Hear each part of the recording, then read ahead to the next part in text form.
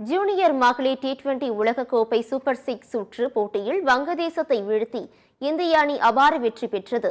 இரண்டாவது ஜூனியர் மகளிர் T20 உலகக்கோப்பை தொடர் மலேசியாவில் நடைபெற்று வருகிறது.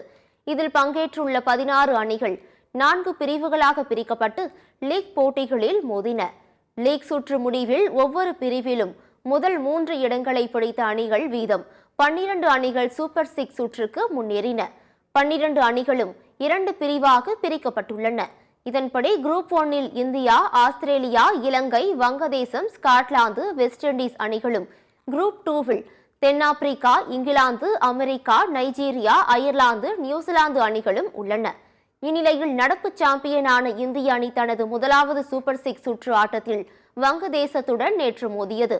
இதில் டாஸ் வென்ற இந்தியா பந்துவீச்சை தேர்வு செய்தது. அதன்படி முதலில் பேட்டிங் செய்த வங்கதேச அணி 20 ஓவர்கள் முடிவில் 8 விக்கெட்டுகளை இழந்து 64 ரன்கள் மட்டுமே அடித்தது.